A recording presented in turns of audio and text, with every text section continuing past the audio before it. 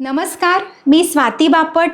बालमैत्र काउन्सेलिंगमध्ये तुम्हा सर्वांचं खूप खूप मनापासून स्वागत. आज आपण 4 गोष्टी अशा बघणार आहोत ज्यावर मुलांचा वाढविकास अवलंबून असतो.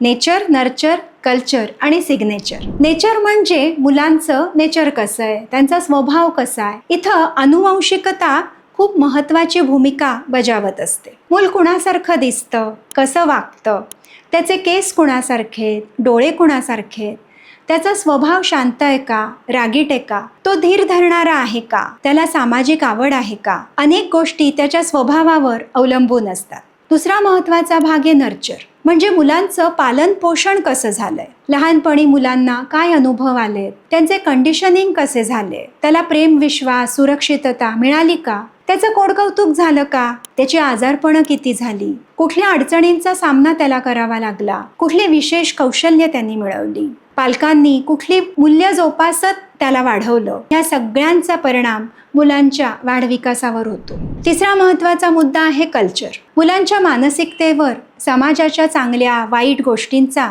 परिणाम होत असतो. रूढी, परंपरा, संस्कृती, चालीरीती मुलांच्या वाढविकासात हातभार लावतात. जे बाहेर होताना दिसतं ते मूल उचलायचा प्रयत्न करतं. त्यातून मुलांनी अगदी उंबरठ्याच्या बाहेरच्या जगातून काय मुलं उचलतायत हे पण तपासलं पाहिजे. कुठल्याही गोष्टी करण्याआधी त्यांना स्वतःला, कुटुंबाला, समाजाला आणि राष्ट्राला त्याचा फायदा होतोय का हे बघितलं पाहिजे. सारासार विचार इथे खूप महत्त्वाचा आहे. आणि शेवटचा चौथा मुद्दा सिग्नेचर. मूल इतरांपेक्षा वेगळं असतं. त्याची आवड, क्षमता, कौशल्य वेगळी असतात. त्याची स्वतःची ओळख घेऊन तो या जगात जन्माला आला आहे.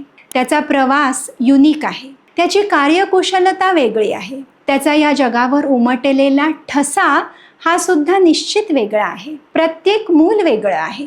नेचर, नर्चर, कल्चर आणि सिग्नेचर या युनिक कॉम्बिनेशनने ते बनले आहे. तेव्हा त्याला स्वतःतील वेगळंपण जाणण्यासाठी पालकांनी पण मदत करायची आहे.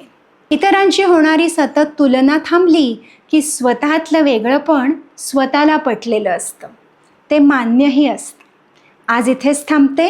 हा व्हिडिओ आवडला तर लाईक करा, शेअर करा आणि आपल्या बालमैत्र काउन्सेलिंग ह्या चॅनलला सबस्क्राईब करा. धन्यवाद.